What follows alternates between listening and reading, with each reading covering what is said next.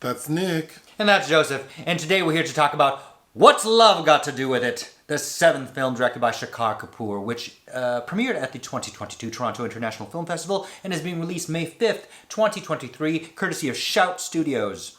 Do you know this director's other films? Oh, Shekhar Kapur is a big deal. Began as an actor and then a major director in Bollywood. Kind of broke out in 1994 with Bandit Queen. And then, of course, in 1998 with Elizabeth, which starred Cate Blanchett, which he followed up with Elizabeth the Golden Age in 2007, which was his last feature film. He also notably directed a remake of The Four Feathers, which has been adapted many times in cinema.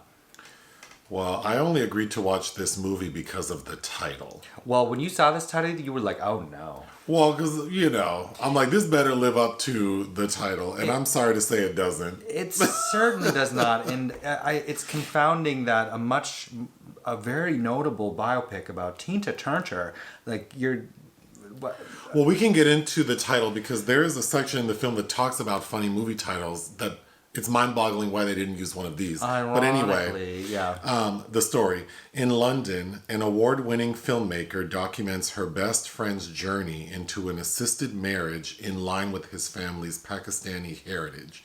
In the process, she challenges her own attitude towards relationships. So it's set in London, modern day.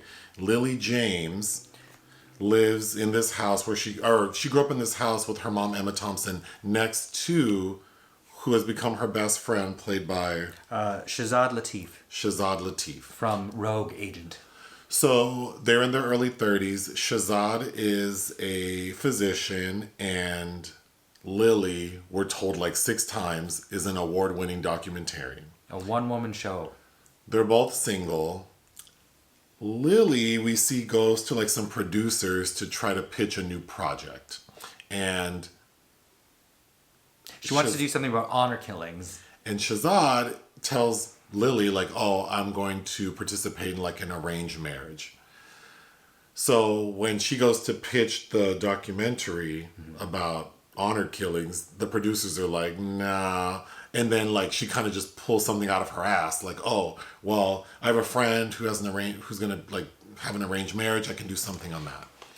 So the middle portion of the film is her kind of documenting her best friend's like courtship with this woman. The overwhelming feeling I got about her character is that she's not a very good filmmaker. Well, it's just her wandering around it's just her with a camera, so I don't know. Kind of like haphazardly pointing it at things and not capturing moments that make sense. Like when Shazad tells Lily, oh, I'm engaged, it's news to her. Aren't you making a documentary about him getting married? True. And we find out that he and his fiance have been corresponding for some time. She has none of that on camera. Yes, and I dread to think of if she didn't edit it, who she hired to put that together in post. But anyway, you're right. But anyway, so Shazad's going to marry this woman who lives in Pakistan, a 22-year-old. And so everyone goes to Pakistan for the wedding. And the night before the wedding, we see that there's a grand party. We've met the young lady previously, and she's very meek. The first time they're on Zoom, it almost looks like she's making a hostage video. Yeah, it's like, are you okay? Yeah, but then when all the like elders leave the party the night before the wedding in Pakistan, she goes ham. Oh yeah, like she's a party girl. She's a party girl. Mm-hmm. Her and her best friend, her best gay friend. Nothing wrong with that. But Shazad, I mean, he sees that his like fiance is a mess, but he decides to marry her. So then we flash forward some time, and we see that Lily has completed her documentary. On the night of the wedding, though, Lily and Kaz have an interaction via text that suggests more. It's very predictable that these two are going to end up together. So at the premiere of the documentary, Shazad's entire family is very upset because another side plot, or a side plot, is that Shazad's sister, Jamila, has been disowned by the family because she didn't marry someone who's Muslim. She married a white man. Mm-hmm. So they've disowned her, and they haven't seen their new granddaughter. So On the night of the documentary, the family's upset. Shazad and his new wife go back to the hotel, I guess, or their house, and she tells him, "I'm in love with someone else." She shows him. She shows him an active text message thread From her lover. And they decide to get a divorce. They somehow got a divorce. By the time he tells us about it, it's lickety. It's done. Yeah, the next scene is now everyone's gathered at like Shazad's family's house, and he tells everyone, "Yeah, we're getting a divorce. She's in love with someone else," and then of course he decides to be with Lily.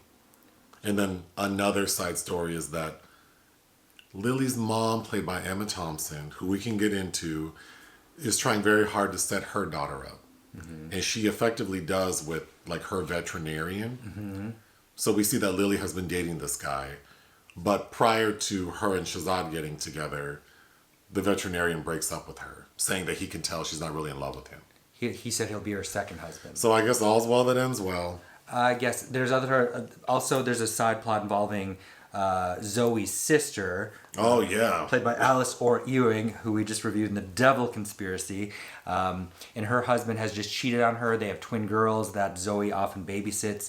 And another device used is Zoe tells fairy tales to these two young girls, but we see footage of her kind of engaged in the process of these, like, having to live out these fairy tales. Okay, so the title of the movie. So when Lily goes to the producers to pitch a documentary and then they agree to go with this arranged marriage situation, they start coming up with names, two of which I thought were really funny. Punny. They're punny names. They're punny. One is My Big Fat Arranged Marriage, and the one that I think this movie should have been called is Love Contractually. Which she comes up with. Which Lily comes up with.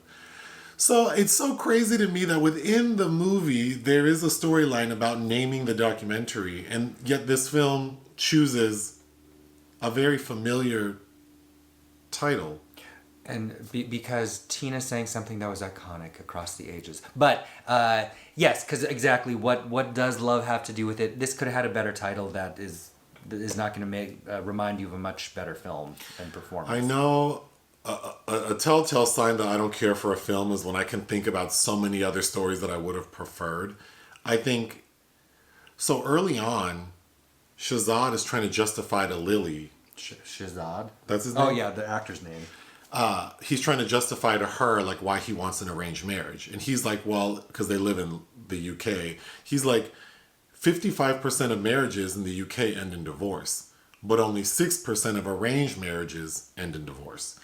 So I thought, we don't even need Lily James or Emma Thompson. We could have just focused on this Pakistani Muslim family and the dynamic of, like, you know, modern time, mm-hmm. and sort of just being practical about, you know, these statistics and what they really want in a marriage. It could have been an examination.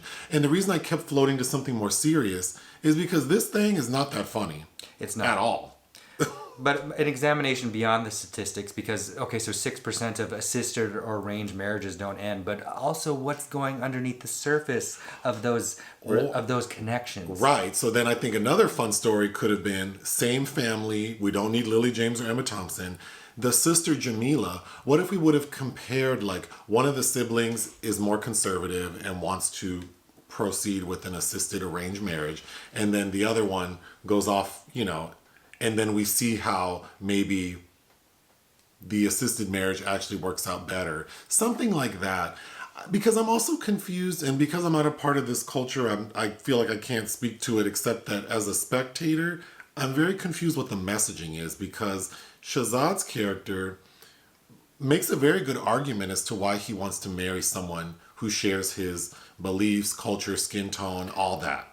Which does make sense to me. It makes sense on paper, but like communism does not really work when you put it in practice with humans. Well, but I mean, that's his culture, and what I'm saying is that his character seems to be he has a very good reason why he believes in it, and he seems steadfast in it. And then he goes through with it, gets a divorce, and now it seems like he's throwing it all out the window. Mm-hmm. Because even he was also in agreement that his sister should be disowned. So it just seems like a big leap. They're But asking, everyone's fine with it. the character arcs that were it's not quite drawing the connections as well as it should, and it's not interesting and it's not funny. Lily James, I feel like Okay, so I haven't seen her play Pamela Anderson, but in every film I've seen her in, she bores me to tears. I couldn't stand Kenneth Branagh's Cinderella. I couldn't stand Edgar Wright's Baby Driver. What else did I see? Pride and Prejudice and Zombies. I think she's just dull. I mean, I don't have any thoughts about her except in this movie she seemed very dull and not very likable. No, they don't. And then, they have her kind of doing this looking for Mr. Goodbar thing where it seems like she likes to go out and drink and she has a lot of hookups. Right. And it's thrown in her face that her behavior is the reason she hasn't found a man and she's bored with the veterinarian. There's some complexity there that is really worth exploring. But that should have been a different film then. Right. And the way it's presented feels inconsequential, so I don't really... I don't know why we have to... And this is written by a first-time screenwriter, Jemima Khan. I don't know. I feel like she had to kill more of her darlings, I think, because lens through the perspective of this white female documentarian, it just feels like there are too many jagged edges, and it just really tries to smooth them all over to make for a predictable happy ending. So me not understanding what the message is further confused by there is a character called Mo the matchmaker. Mm-hmm. So when Shazad's character decides he wants an arranged or assisted marriage, he goes to this matchmaker, and of course Lily follows because she's documenting it, and Shazad's parents are there. And that character was so confusing to me because he is assisting in a very traditional sort of like arrangement, but then the character's acting so inappropriate. Mm-hmm. I just thought that was so weird. And then when we actually, he hosts like a speed dating sort of event, which I know is supposed to seem comical. I didn't think it was funny at all. And then really because, I don't know, I would have preferred to examine like all of these people who are participating and hearing their thoughts on like why they're doing this. Maybe I don't know. Maybe I just want like a Love is Blind treatment of this movie. I don't know. Emma Thompson seems insane. She does. She seems insane from Get. Like the opening scene is Shazad's brother, I think, has gotten married, and so there's a ceremony, and Emma Thompson's dressed up in like traditional garb, dancing, acting crazy, and leaving the house saying like, "Oh, I felt so exotic," and it feels very dated, like her behavior. There are points being made about both cultures because Emma Thompson said the neighbors have become like family to her since her husband left her for a younger woman, and the Kazim's family also seems to have taken her in, but it's to a limited degree. Yeah, and I also and then the juxtaposition of like this traditional Muslim family wanting an arranged marriage, wanting everything to be perfect, but then Emma Thompson's character is also basically trying to arrange a relationship for her daughter, and also how Zoe's basically doing the same thing as Cath is, right, with online dating apps. Right, it's really all, but it's not really examined. It's just like there it is. Mm-hmm. Like, can't you see the comparison? Mm-hmm. And it's just Shekhar Kapur is in his 70s now, and it's just like he's kind of like one of those directors like Lynn Ramsey and Luca Guadagnino who they're all throughout the past several decades have been attached to all these projects that never come to fruition, or they recuse themselves from projects quite often.